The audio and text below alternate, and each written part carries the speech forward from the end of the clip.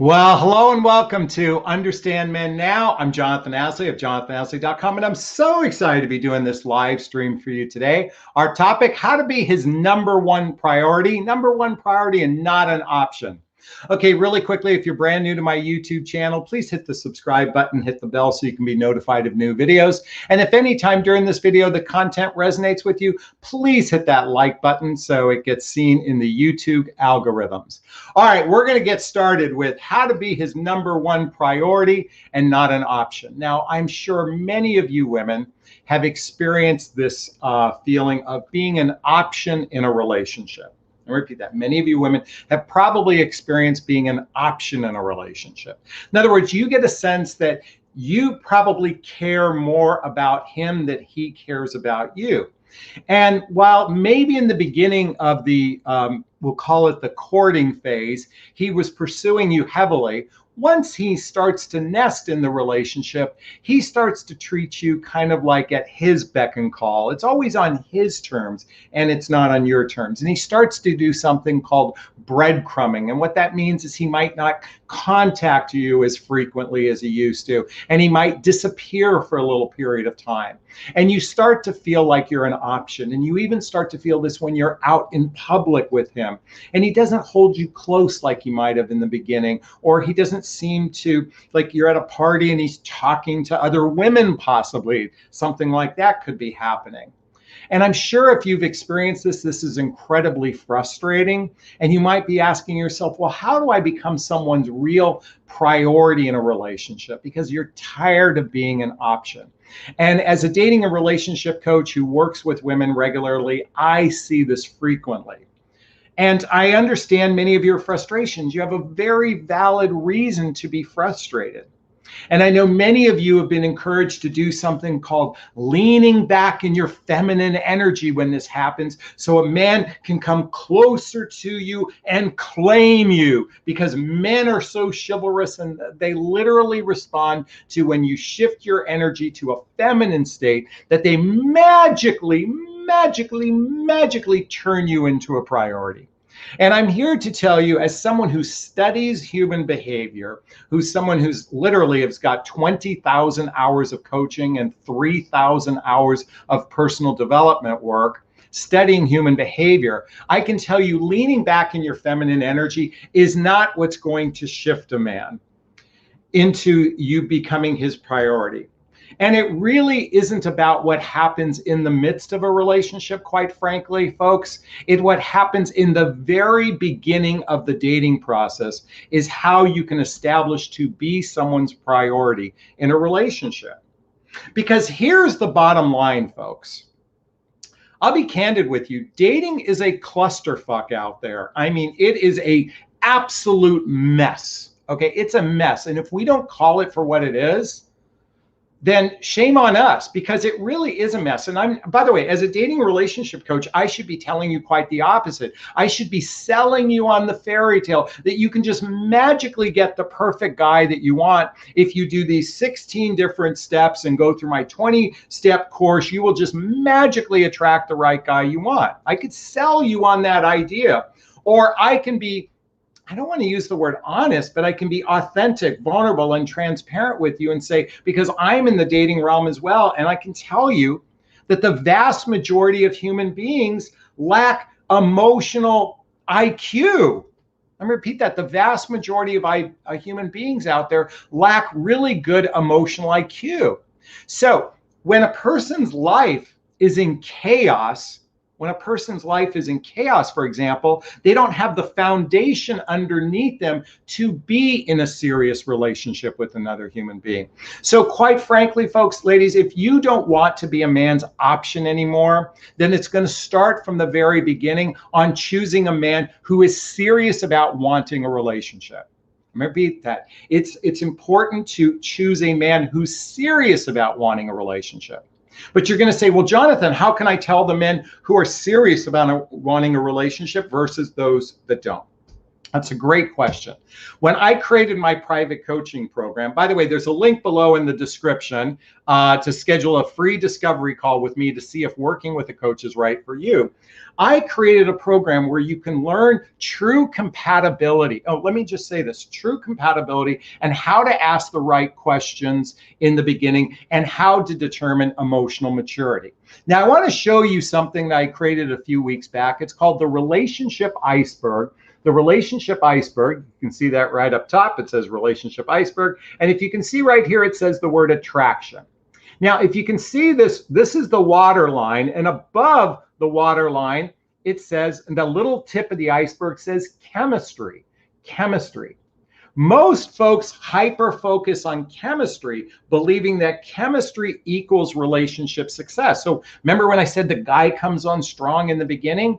Well, that is because one or both of you are experiencing lust or limerence, and it's causing you to magnetically attract to one another. Okay, that's what's causing that to happen.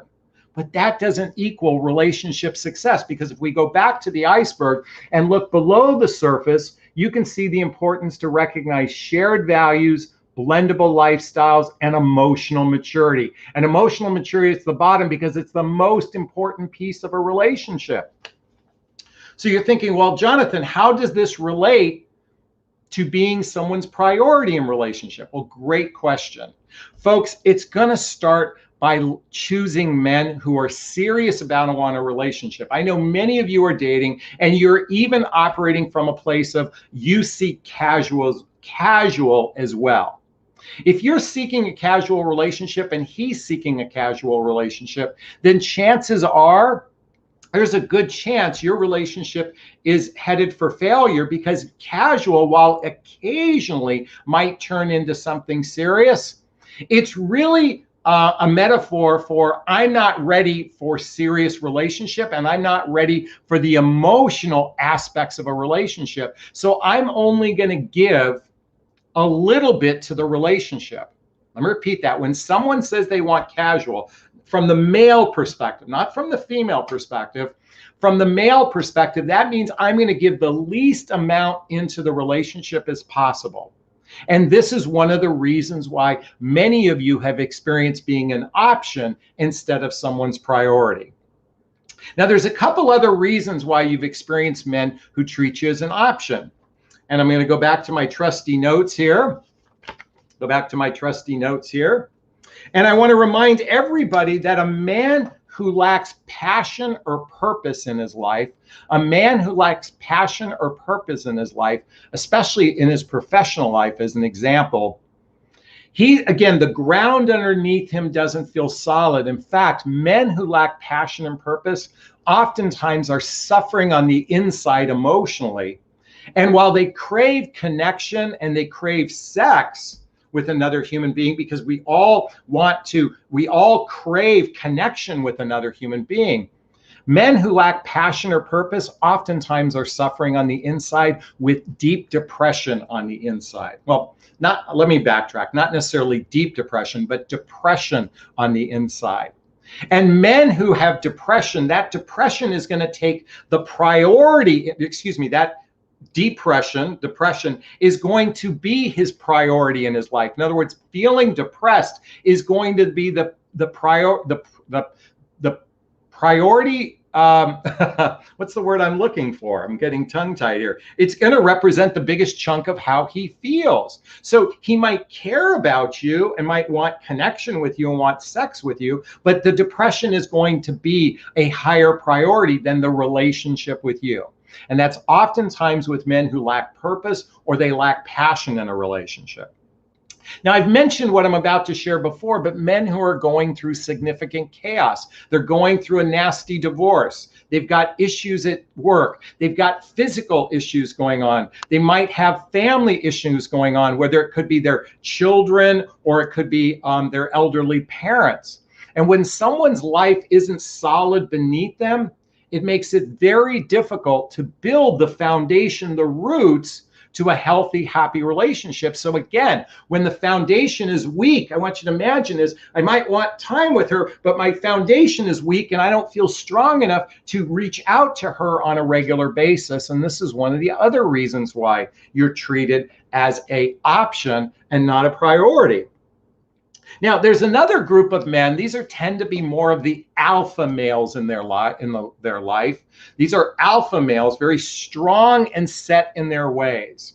And any man at midlife who's strong and set in his ways, oftentimes it's going to be his way at the relationship, and it's discounting what you may want in the relationship.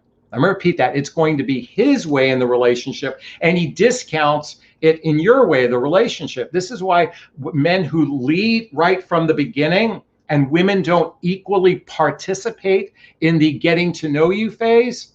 This is one of the challenges, is because he's leading the relationship on his terms. This is why it's so important to ask better questions right from the beginning. I've shared with you one of the best questions to ask a man is, what does commitment look like for you? What does commitment look like for you? In other words, what does it mean to you and what does it look like for you? Because ladies, before the penis ever goes inside the vagina, I highly encourage you to establish what does commitment mean to the guy and what does commitment mean to you and what does it look like for the two of you in relationship. Because without establishing that, especially with these alpha type personalities, it's think about James Bond, the quintessential alpha male.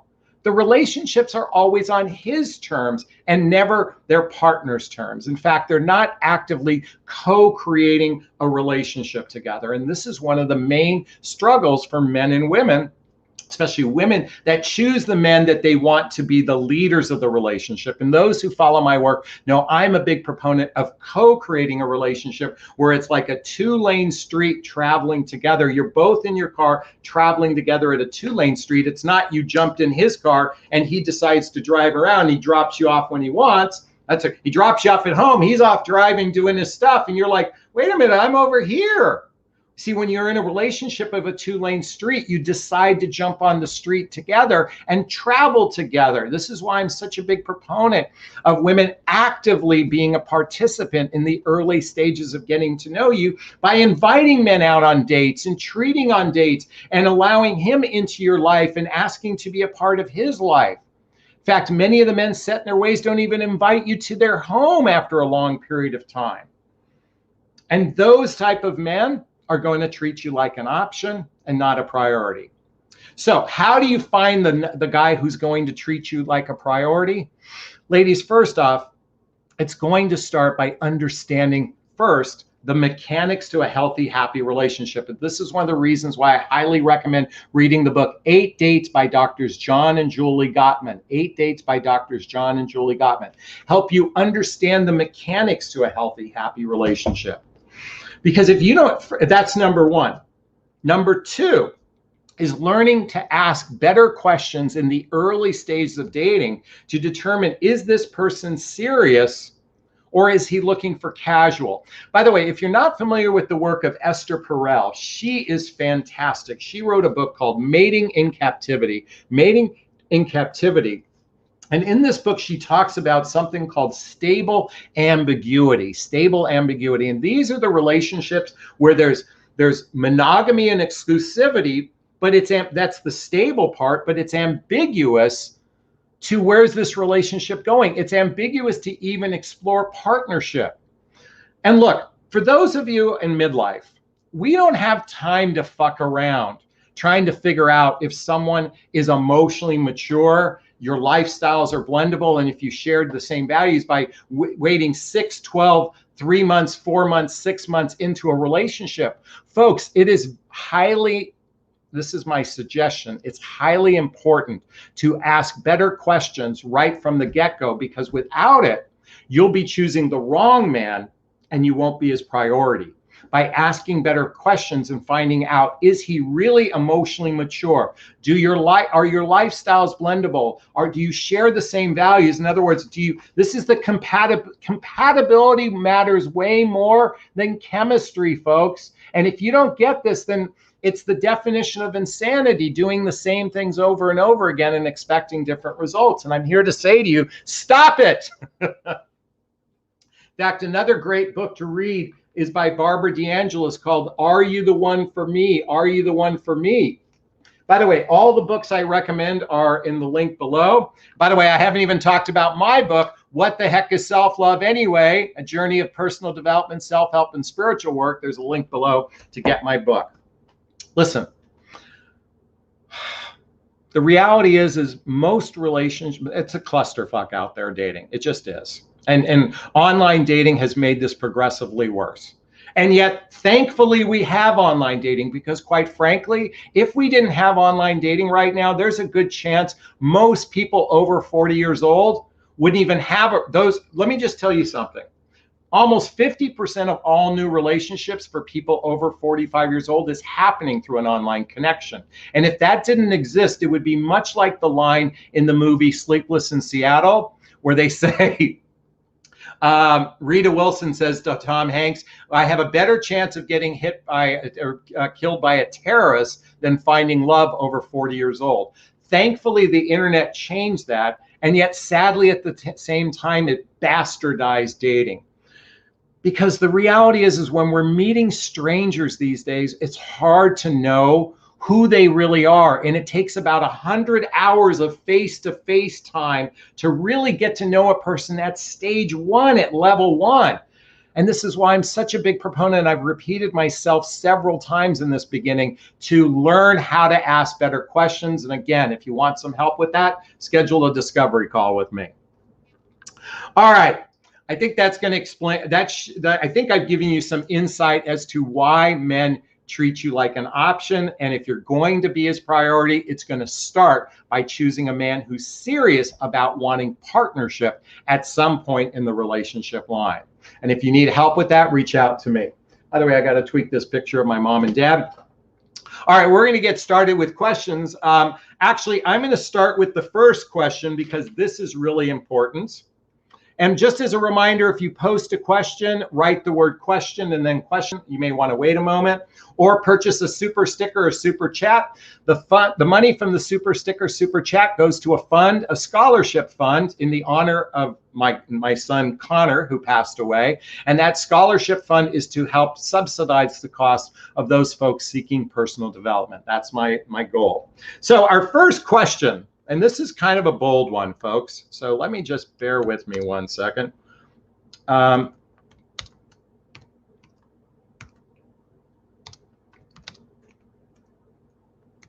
with me.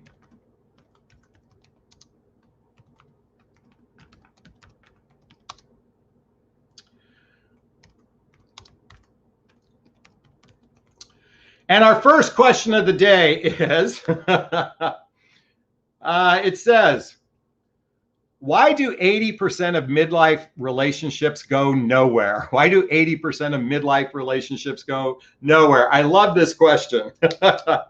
Okay, well, folks, I think you can tell I don't blow smoke up your ass. I'm not here to sell you on some fantasy of relationships.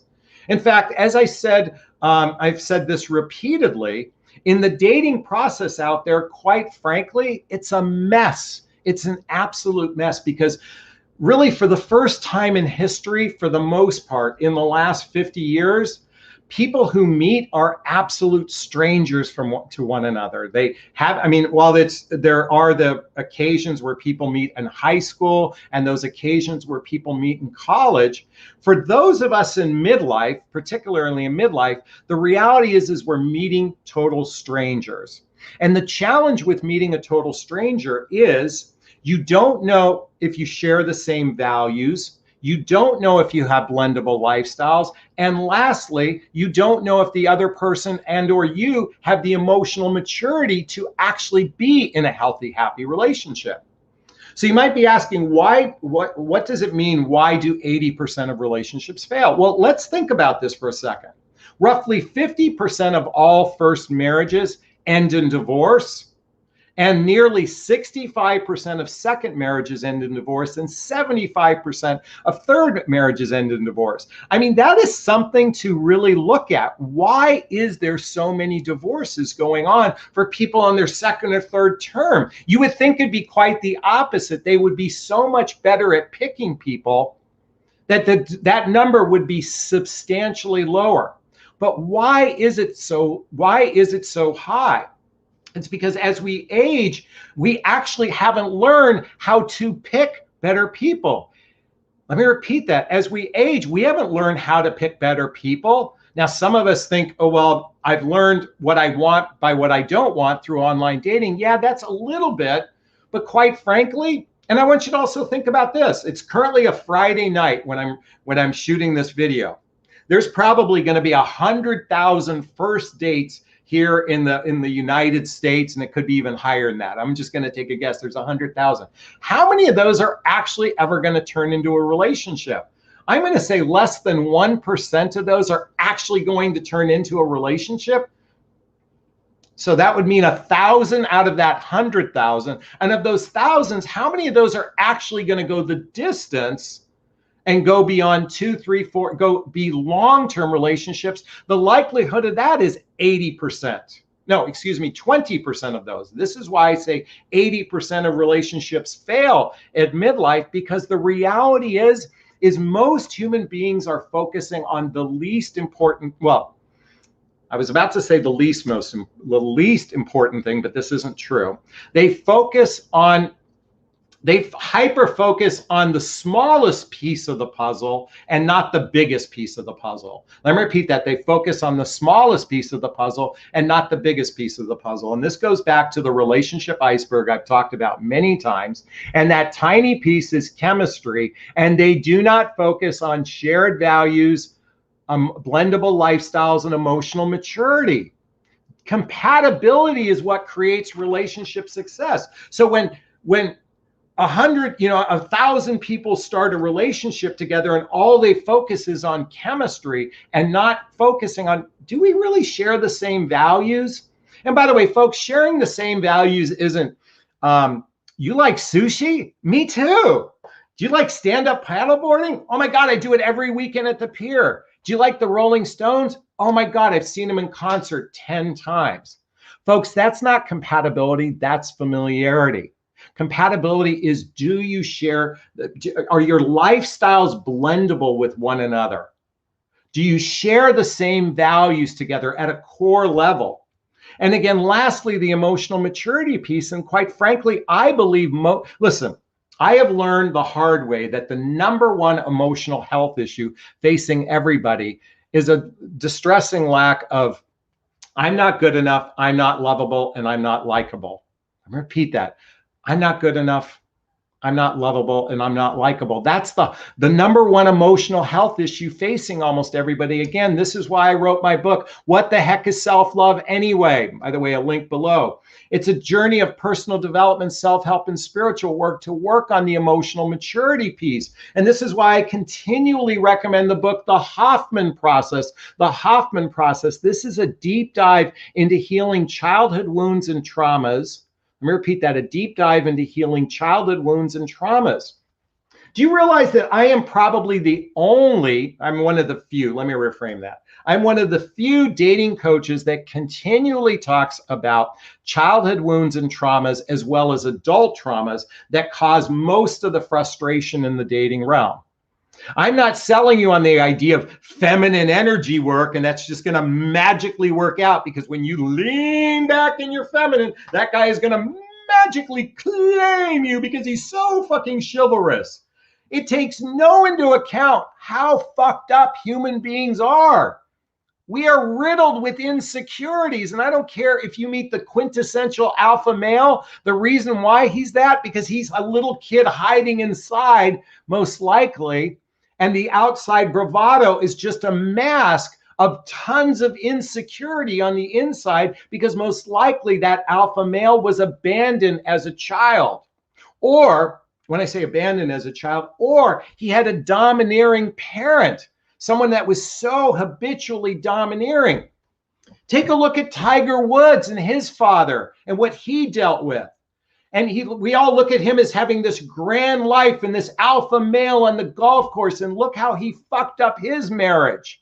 Okay, as an example, we are dealing, and by the way, I don't care how financially successful someone is or how attractive they are on the outside, there is a good chance there's a little kid on the inside of that person that's deeply hurting because they've done little or no, whether they've not done therapy, whether they've not done personal development work, self-help work, or spiritual work to heal that little kid inside of them.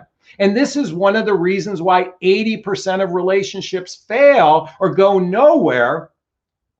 Not to mention the fact that most people at midlife are only operating from a casual basis and not a serious basis. And this is why I continually talk over and over and over again about understanding the mechanics to a healthy, happy relationship. This is why I repeat this book over and over again. 8 Dates by Doctors John and Julie Gottman. I highly recommend getting it. Because if you want to be in that 20% category, I recommend reading all the books that I suggest. So you are in a great position to choose the right guy. Because what's the definition of insanity? Doing the same things over and over again and expecting different results. Ladies, part of the problem is actually, if you're not familiar with the work Attached by Amir Levine, and the work of Getting the Love You Want by Howard Hendricks and Helen Hunt. This is Amir Levine and Rachel Heller. These 2 books teach you about love attachment style and imago. And imago is when we choose people like our parents. Oftentimes we're choosing the same type of person over and over again because they represent one of our parents that we need to heal from the inside because we're still trying to get either mom and dad's love. And so I'm bragging here as a coach for a second. I'm one of the few people that's talking about this that isn't a professional therapist. And this is why I'm screaming at the top of my lungs, just like you would scream at a child, not to touch that flame. And trust me, folks, I'm your big brother. If I could be there for you on a first date with a shotgun and point it at the guy and say, what are your intentions? So we can get the real answer. I want you to learn to do that for yourself by learning the techniques and asking the right questions early on so you can choose a better partner so you don't end up in that 80% of relationships that go nowhere. And I want to set you up for success that you can be in that 20% that has a chance to be in a healthy, happy, juicy, delicious relationship. Are you with me? Can I get an amen? All right. Thank you so much. That was our first question for the day. We're going to take some more questions. I'm going to take a sip from my coffee mug, and the coffee mug says, let that shit go. Oh, I just realized I forgot to change the pictures behind me. All right, let's go through our questions. I know we have a lot here, so bear with me. Question.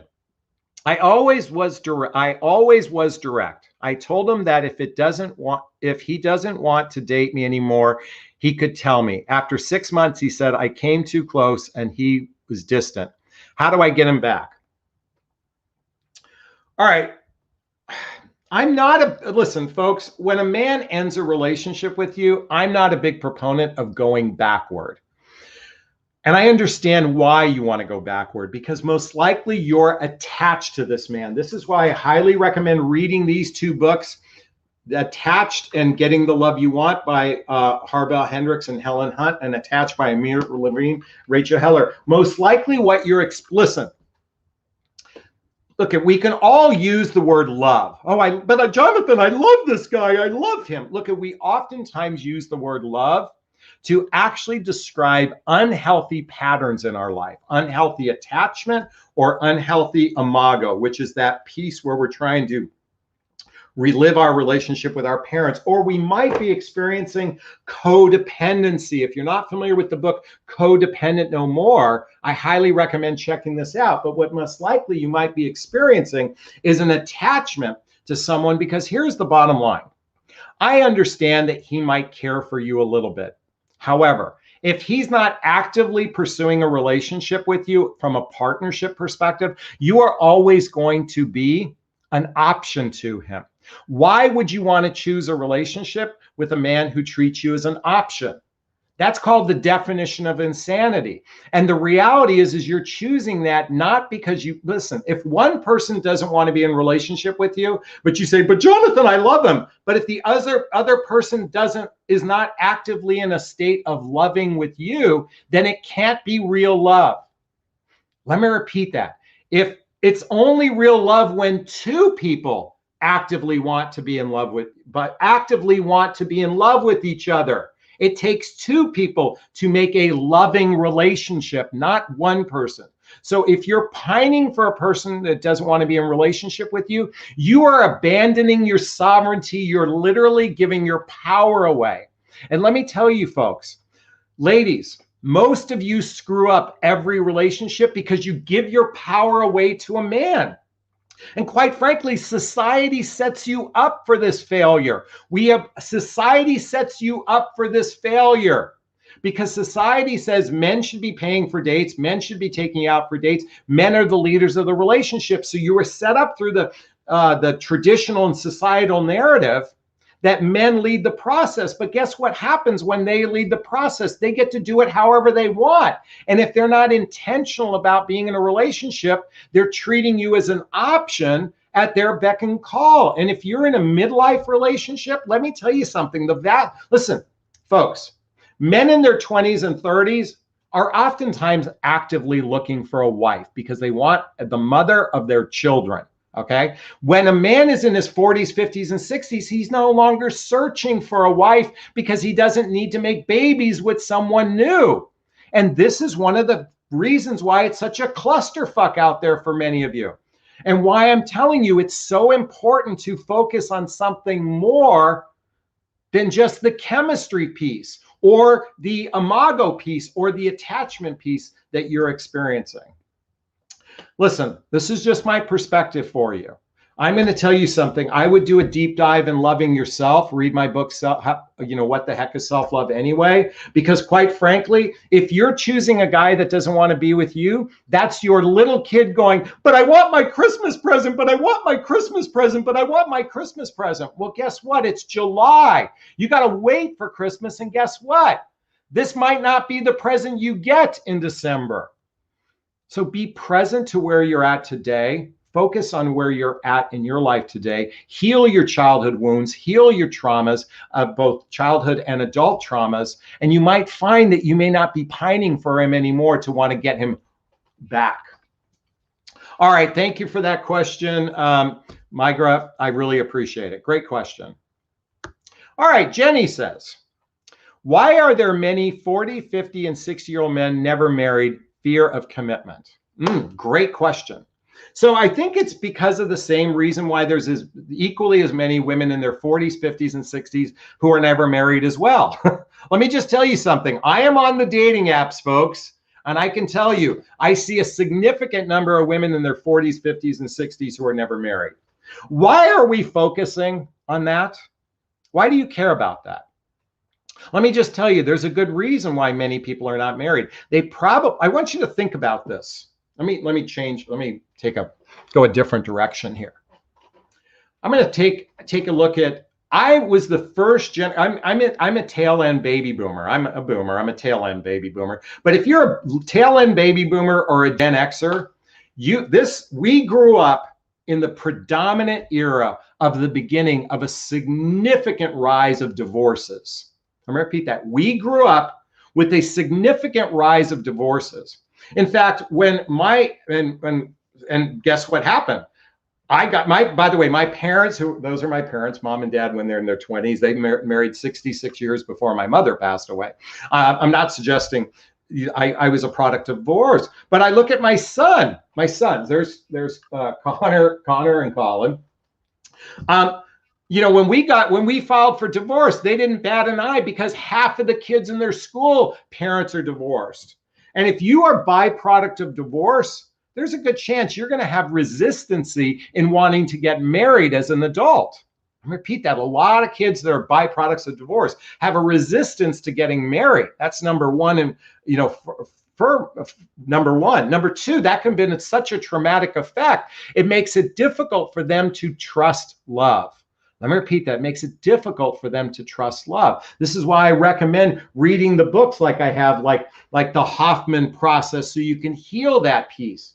Because many of you are operating from the book, The Rules, the stupid book, The Rules, that all it says is all you have to do is manipulate a guy to get him to, all you have to do is manipulate a guy by doing a lot of manipulation and game playing, and he'll just magically fall in love with you, and this relationship will magically work out forever, because magic, fairy dust, as well as manipulation always works 100% of the time, right?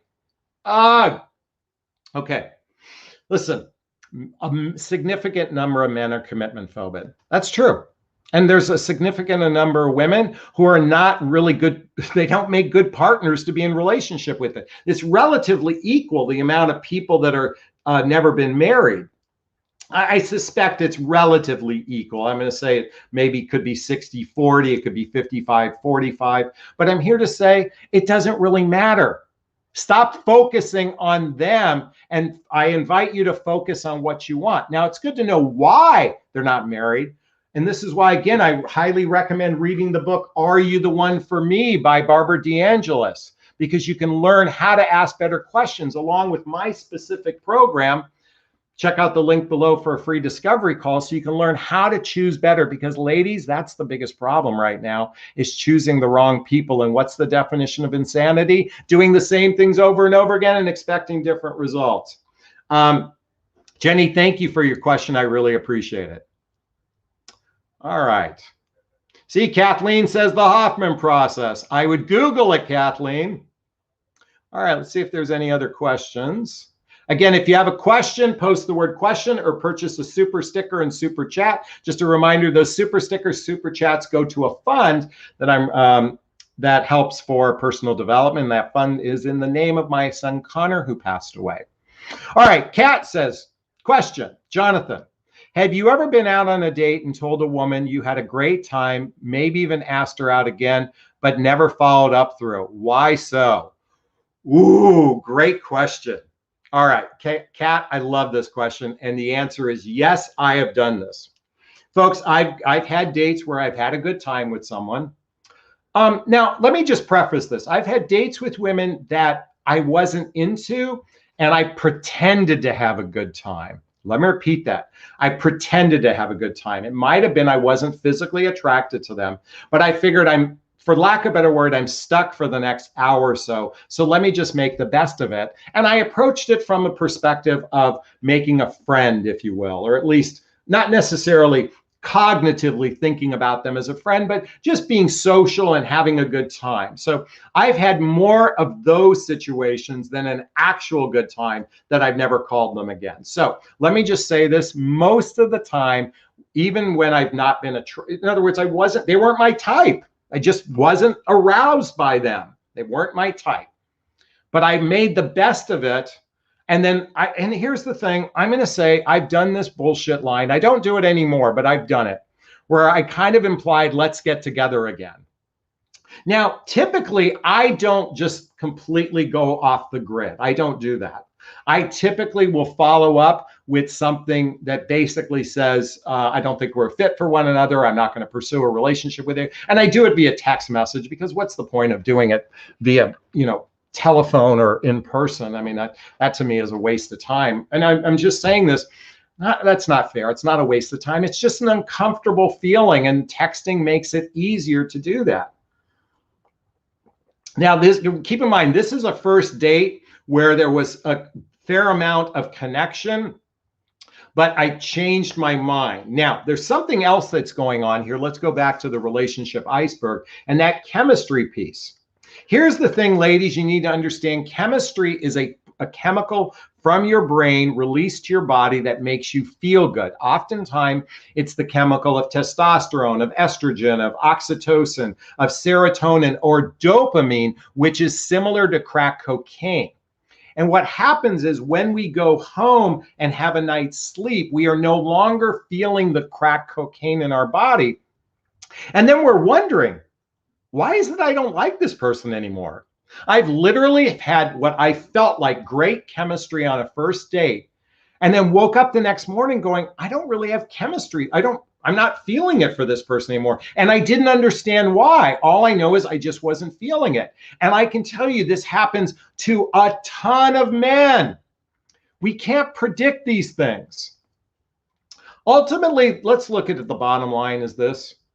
The right relationships work out and the wrong relationships don't. It's just as simple as that. The right relationships work out and the wrong relationships don't. The problem is we are so hung up is that the minute we have chemistry with someone, we believe that's the right relationship. And that's the deception of chemistry, because chemistry does not equal relationship success. Compatibility, shared values, emotional maturity, and blendable lifestyles is what equals relationship success. And so to answer your question, Kat, yes, I've done it. I'm not proud of it. I haven't completely ghosted someone. I might have done it a few times, but most of the time I just write what I do, what I call the dysfunctional moonwalk. I literally backtrack. And I probably have done this recently to some degree, because let me be clear.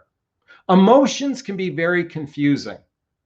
Feelings can be very confusing. And it's very complicated to get this recipe just right, where you have shared values, blendable lifestyles, and emotional maturity. And you can have a couple of the pieces of the puzzle, but let's say, for example, the lifestyles aren't blendable. A person can be in conflict internally. They actually like a person, but there's some things that they don't like about the person, so they're in conflict. And this is why human beings can be wishy-washy.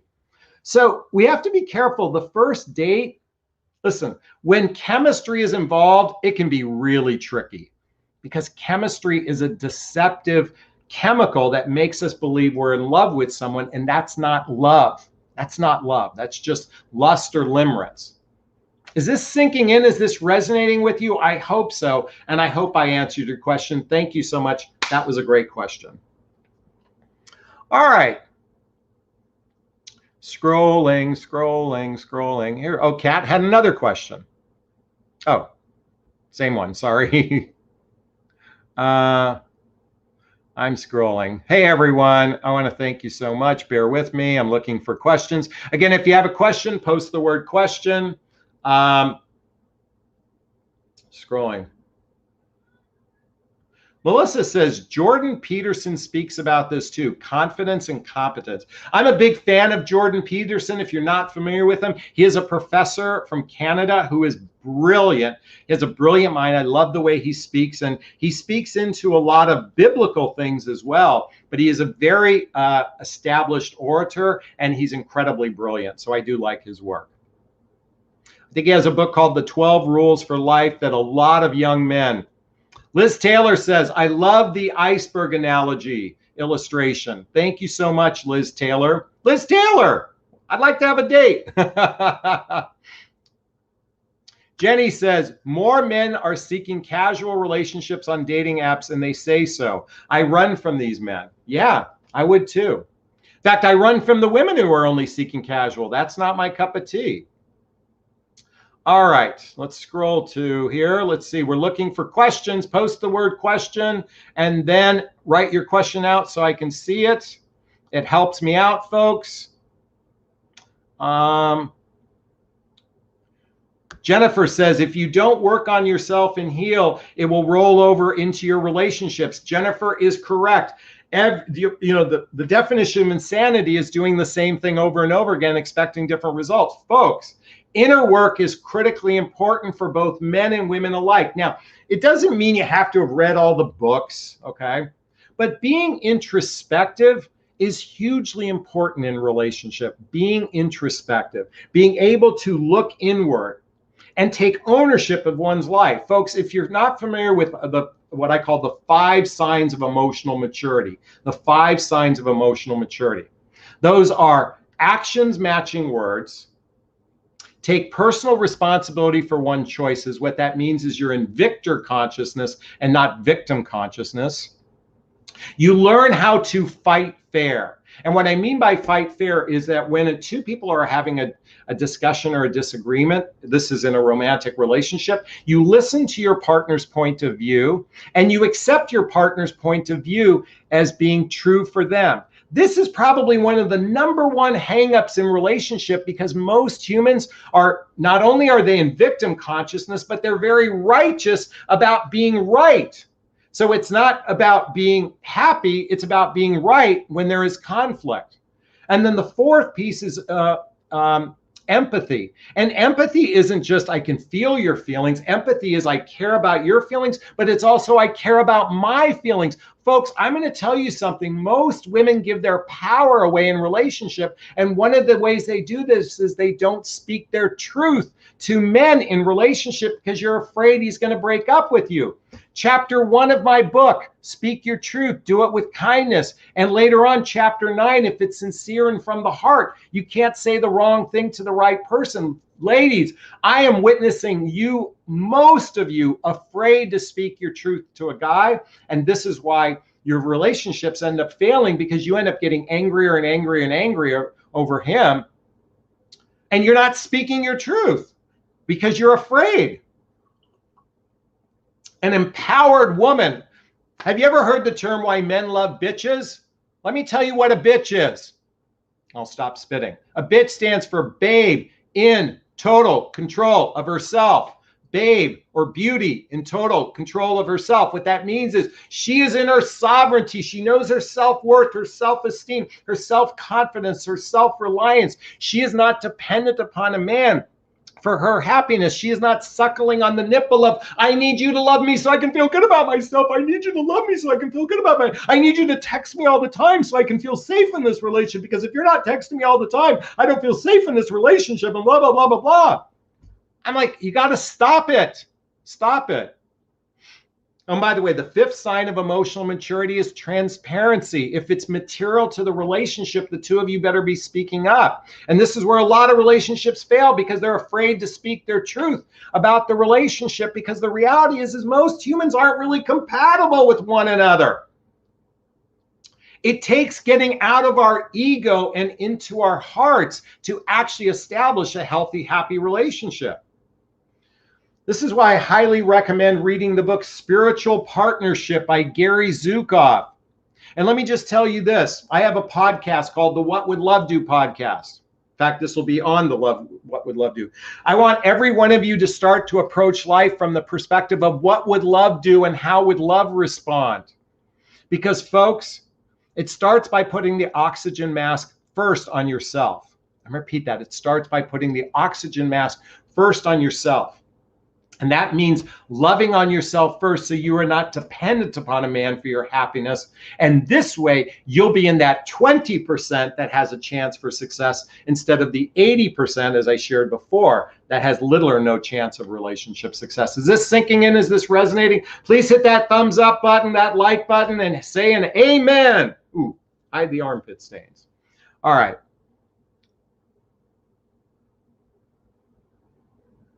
All right. Let's keep going. Bum, bum, bum, bum, bum, bum. Jenny says, the Hoffman process has daily meditations to heal the inner child. Yes, yes, yes. Thank you, Jenny. Liz says, bam. Kathleen says, you nailed it. Thank you. Yvonne says, daddy issues. That is right. Okay. Vanessa says, or Vanessa, oh, I'm butchering it. Miss Fields. LOL, God, I love watching you. You tell it straight and to the point. Thanks for being so honest about all of this. Thank you for helping us. I am very grateful. Thank you for allowing me into your life today. Melissa says, Jonathan, spot on. Thank you so much. Jennifer says, I highly recommend Getting Out of Your Head by Jenny Allen. It's really helped me. Yes. Okay, let's keep going. Oh, here we go. Kelly says, my ex had feminine energy and didn't want to use it to his advantage. He chose to call feelings gay, so much so we have a baby son, so I have had to leave. I'm raising my children to have emotional intelligence. Thank you for sharing that. I appreciate that. Folks, oftentimes feminine energy is confused. So feminine energy is simply receiving, and masculine energy is doing. Let me repeat that. Feminine energy is receiving, masculine is doing. It's kind of like why the penis goes inside the vagina, okay? The penis does this and the vagina just stays there and it receives, okay? So that's why masculine, feminine energy. What I think she was really referring to is feminine traits versus feminine energy. Let me repeat that, feminine traits. In other words, traits that we typically direct towards women more so than men. It sounds like he was very sensitive to his feelings, which is a great quality to have. In other words, to have an awareness around one feeling. I'm sorry that the relationship didn't work out. It's oftentimes because we chose the wrong partner to begin with, and not necessarily just about the feminine tendencies that he had. At least that's my impression anyway. All right. Thank you so much for responding. I appreciate that. Let's see.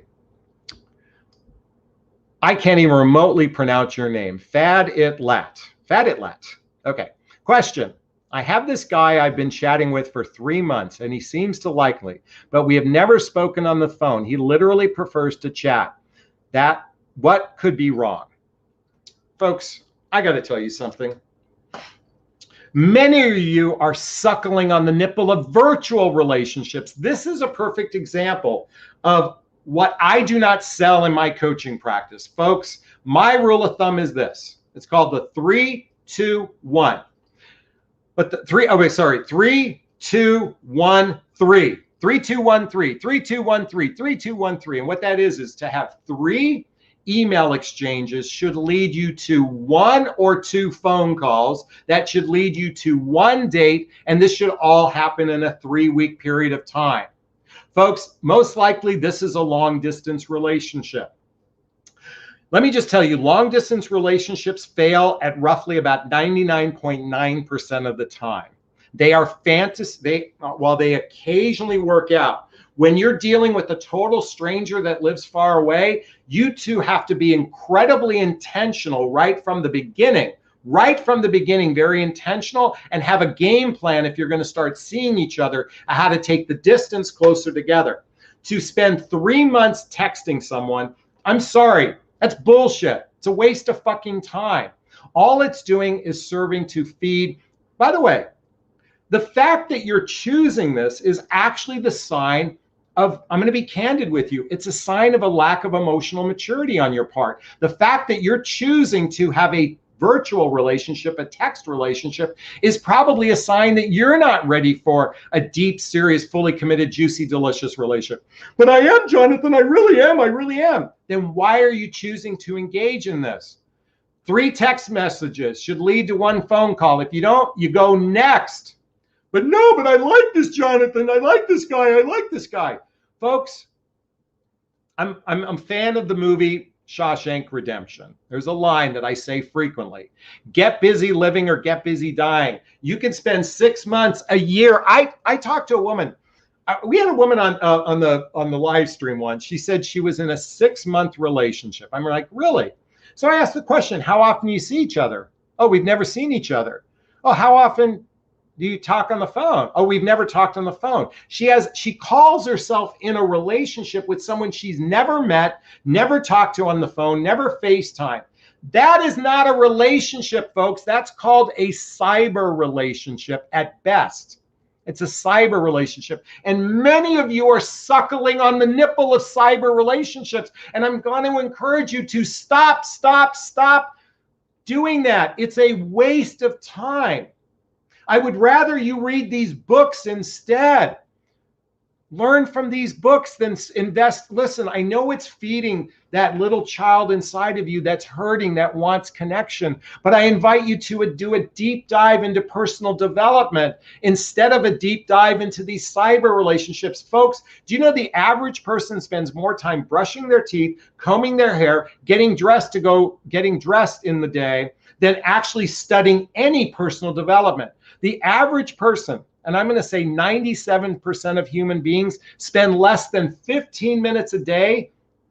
Actually, let me reframe that. 97% of humans do 0 personal development work, or little or no personal development work. But we'll spend more time brushing our teeth, combing our hair, buying shoes, getting our nails done, being waxed, all that stuff. But you spend little or no time, and I'm sorry, I'm calling you out, ma'am.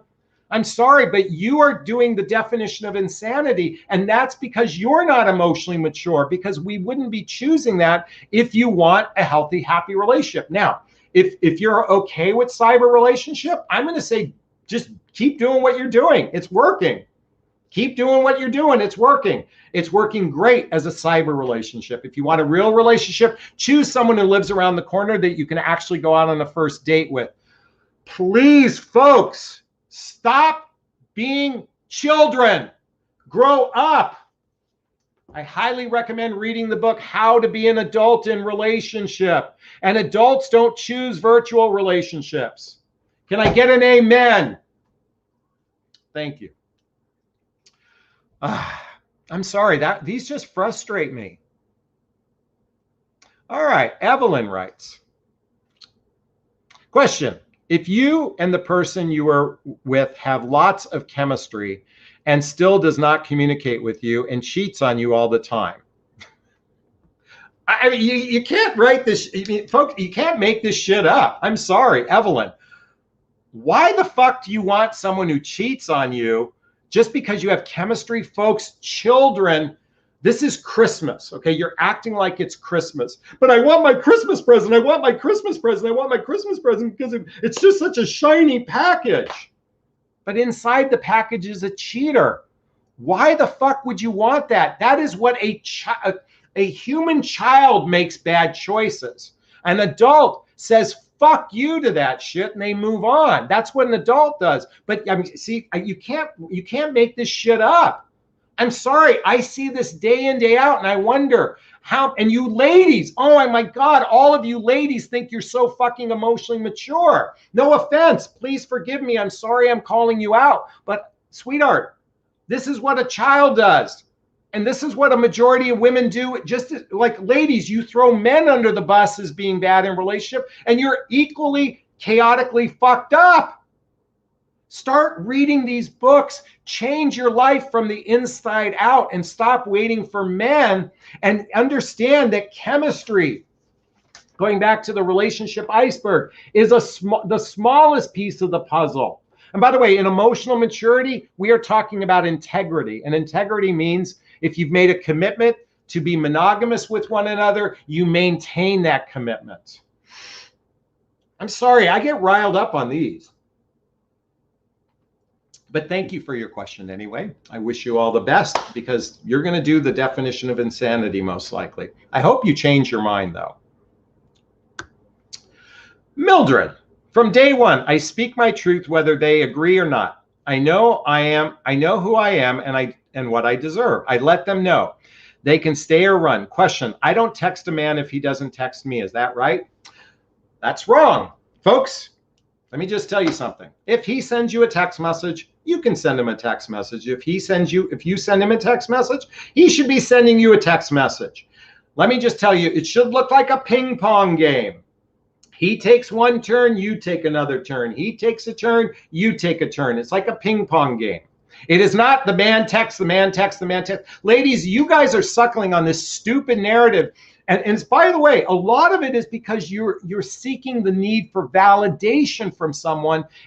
But Jonathan, it feels good when the man initiates. Yeah, and by the way, men say the same thing. It feels good when a woman initiates. So my invitation for you is you take turns initiating. It's as simple as that. Take it or leave it. That's my perception, and I'm sticking to it. Thank you. All right. I just saw something from tips. Hold on. This thing, oh, a lot of amens, a lot of amens. Bear with me. I saw a question. Bear with me. God, it's hard to find these. You got to bear with me, folks. Come on, I just saw one. Oh, here we go. Question. How to work on myself. I'm new here. I'm 3 months out of my marriage. Okay, first book to read. Okay, great question. First book to read. This is going to be a deep, this is ninja level. I'm going to take you to ninja level. I want you to read The Untethered Soul by Michael Singer, The Untethered Soul by Michael Singer. And then I want you to read the book by Marianne Williamson's Return to Love. These are two great books to change your, oh, what, before I forget, but the first book you purchase, What the Heck is Self-Love Anyway? Link below, right there. These 3 books will change your life. Untethered Soul, Return to Love, and then my book. If you're if a newbie, these are a great place to start. Great question, tip. Thank you so much. SB writes, question, do age gaps really matter? This guy is into me and 10 years older. Absolutely not. Do they matter? I'm just going to say it. They don't matter. I was in a relationship with a woman 10 years younger than me. I have a friend who's in a relationship with a woman who's 20 years younger than him. I have a friend who's married to a woman who's 21 years older than him. They only matter if you're going to make a big deal about it. That's when it matters, when you make a big deal out of it. Now, I will say this. Sometimes there is a perception difference. With an age difference, there can be the way they perceive the world is differently. But if 2 people are equally yoked, then the answer is no. If 2 people are misaligned, then it's going to be a clusterfuck. By the way, what matters most is not the age gap. What matters most is shared values, emotional maturity, blendable lifestyles. And of course, we want chemistry too. But that's what matters most, more so than age. Thank you so much for that question. I truly appreciate it. All right.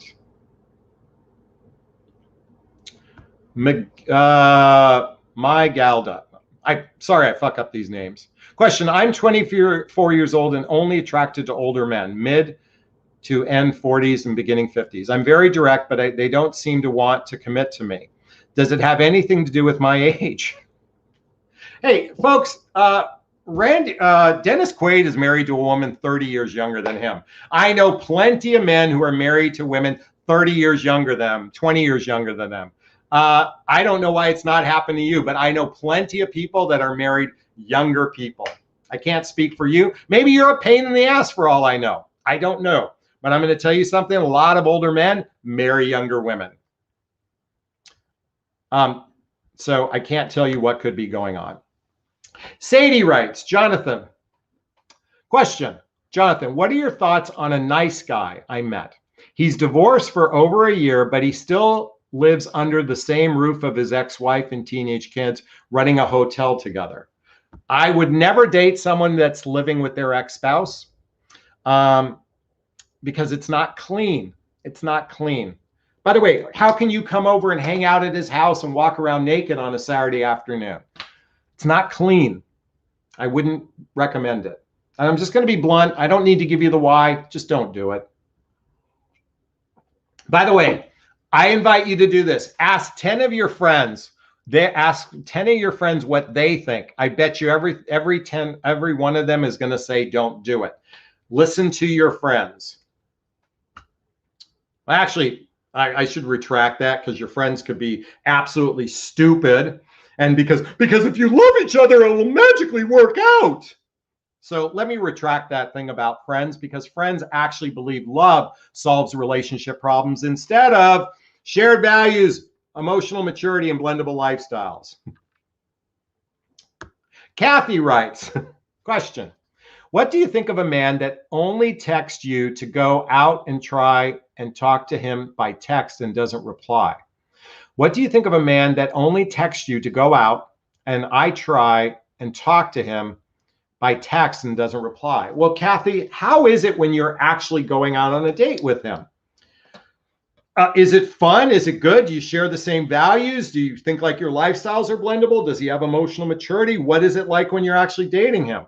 I will tell you this, people that don't return text to me are assholes. Let me tell you something. By the way, if you're not familiar with the book, The 4 Agreements, I highly recommend getting this book to understand.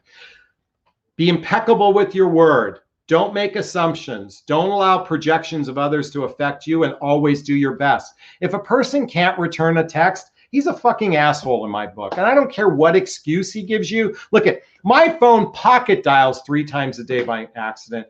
If I have enough time to listen, if you have enough time to return a text from a boss, then you have enough time to return a text from someone where if you twos are fucking on a regular basis, you have every right to have a text return to you. That's my opinion on that. Thank you for that question, though, Kathy. I appreciate it. Melissa writes, remember Jonathan's iceberg analysis illustration and the iceberg and the Titanic. We choose. We can choose to be intentional or blind to the iceberg ahead. Melissa, thank you for that $10 super sticker. And what she's referring to is we can approach chemistry, but it's just like the Titanic. If we're focused on chemistry, we're going to crash if you're not looking and being intentional about shared values, blendable lifestyles, and emotional maturity. Melissa, thank you so much for the super sticker. I really appreciate it. Okay, Marcy writes, question. What do you think about men that still hold a grudge against their ex and even after being divorced for years? By the way, you rock. Yay, thank you. I do rock. I'm going to say thank you. I do. So what do I think about those guys? They are deeply wounded. And what was the movie? Let's see, Forrest Gump. What was the famous line? Run, Forrest, run! I would go the other direction. Anyone who has a grudge against their ex-spouse. So let me tell you a story, change the subject, and it's kind of in the same lines. I'll never forget, I dated a woman briefly. And on our first date, she was telling me about her ex-spouse, and she said, oh, he was a narcissist, and that's why we broke up. And so as we dated a little bit more, I got to find out about her 3 other relationships, and it turns out each one of those relationships were narcissists. So I thought to myself, well, I'm not a narcissist, so I will be her hero. Folks, we dated for 6 weeks. I mean, we were so incompatible, and she started to drive me nuts. And we broke up. And guess what her Facebook page said? Guess what her Facebook page said the next day? I dated another narcissist. She was referring to me. Folks, when someone has a grudge or is harboring issues in their past relationship, it bleeds into their next relationship, and they often treat you as badly or poorly as their past relationships. Folks, if a person hasn't healed their past relationships, they don't make good candidates to be in relationship going forward. So I highly recommend asking better questions in the beginning so you can avoid that.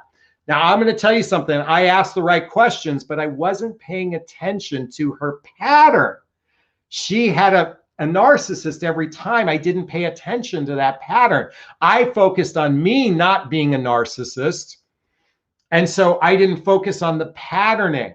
This is why, folks, when a man is going through a nasty divorce and he throws his ex-spouse under the bus, that is a clear sign that they're not ready for a healthy, happy relationship, because it takes 2 to have an unhappy relationship, not 1. And unless you have to call a doctor, an attorney, or a policeman, everything is equal in the relationship. Even if a person cheated, there was something that you accepted in their relationship that allowed that to happen. So again, unless you have to call a doctor, attorney, or a policeman, we're not victims here. We are contributors to our lives. Maybe not 100, maybe it's not 50-50, but it's at least 60-40 in those cases. So take ownership in your part.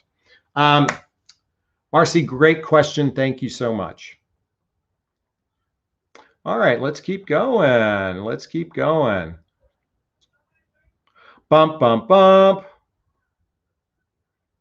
Francis says, the question is a 3-parter. Thank you, Jonathan. I spelled my son's name the same. Oh, cool.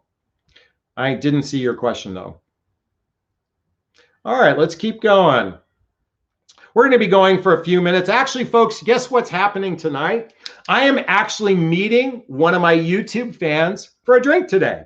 So, by the way, on occasion, when one of you is actually in my neighborhood, and there's actually some free time for those that have reached out to me publicly, when you're in Redondo Beach, I'm happy to meet you for a drink if the timing is right. And I happen to be meeting a YouTube fan for fun to do something different. She reached out to me via message. We became Facebook friends, and she followed my work consistently. I could see her regularly.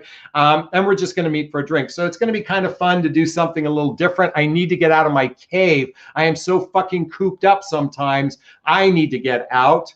So I'm just going to tell you, if I happen to be in Redondo Beach and the timing works out, I'm happy to meet you for a cocktail or a cup of coffee, most likely coffee.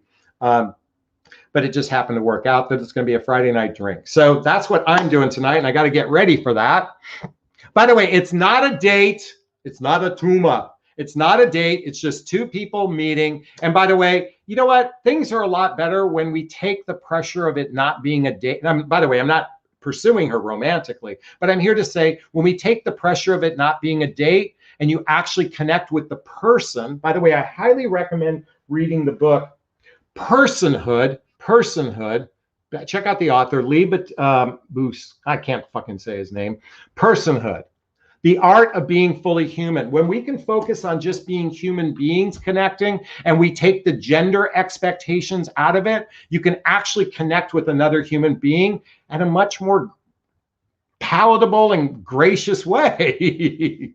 And I say palatable because so many grand expectations. By the way, I highly recommend reading the book If the Buddha Dated, to take the gender expectations out of the equation and connect with another human being at a heart-centered place. If the Buddha Dated. All right, let's see what else we have. Can I get an amen on that? All right, this is going to be our last question for the day. Question: what are significant signs someone has changed and they say they want to commit that they have changed? Folks, first off, if someone is a habitual asshole, it's going to take a tremendous amount of work to change or grow. So what are we talking about? It's taken me a decade or so to get into the place where I'm at today. And the most significant change happened in the last 4 years of this decade. I believe people that require emotional, listen, most folks suffer at emotional maturity. It takes doing a tremendous amount of work to build the skills to learn how to communicate in relationship. This is why I'm such a big proponent of reading the book Nonviolent Communication by Marshall Rosenberg. Nonviolent Communication by Marshall Rosenberg. It's going to take doing some work, learning how to be in a relationship. And by the way, there's a link below to Jonathan Recommends books. When a person reads all the books, maybe you've gone to therapy, done a little bit of coaching, and you've now seen incremental change over a period of time, that's the sign. But listen, a lot of you folks, you've dated someone, he was an asshole, he went away, he said he did one workshop at Landmark, and all of a sudden he's changed and he does nothing after that. Look, you could have a Deepak Chopra book at your nightstand, but if it isn't highlighted page after page after page, chances are they haven't really done the inner work to heal, to be a really good compatible partner, to be in a healthy, happy, juicy, delicious relationship. And my invitation for you is to choose people who have at least done some work, because if at least they've done some work, it's like planting a seed. It has a chance to grow into a flower. But if they've done little or no work, it's going to be very highly unlikely, unless they just happen to have had a really blessed life and not a lot of trauma in their life. Those folks, and they're introspective, those folks make good candidates as well. All right, I think this is a good place to wrap up. I'm going to look at some of the comments before I wrap up. Everyone, if this was of value to you, purchase a super sticker right now. Purchase a super stat. Please support my scholarship fund in the name of Connor. I'd be truly grateful for that. If I bring value to you on a regular basis, I would be so honored. $2, $5, $10, make an investment in this channel so I can keep bringing you this content 3 times a week. I do Monday, Wednesdays, and Fridays, typically 4 o'clock, 4 o'clock on Mondays and Wednesdays, and 3 o'clock on Fridays. I hope I've provided some value to you today. I hope you remember, if you want to be a priority in someone's life, it starts by choosing a person who seriously wants a relationship and is intentional, versus those folks that are seeking casual, because oftentimes casual simply means I'm not ready for a relationship and I'm always going to treat you as an option. All right, this will be a great place to wrap up today. I'm going to wrap up by giving myself a big, gigantic Jonathan Bear hug of self-love. I'm going to reach into the camera and give you a hug of love, if that's okay. I'm going to ask you to turn to someone, a pet, a teddy bear, a pillow, and give it or them a hug of love, because hugs are a great source of love. And let's face it, we could all use more love in our lives. Thanks a bunch. Bye-bye now.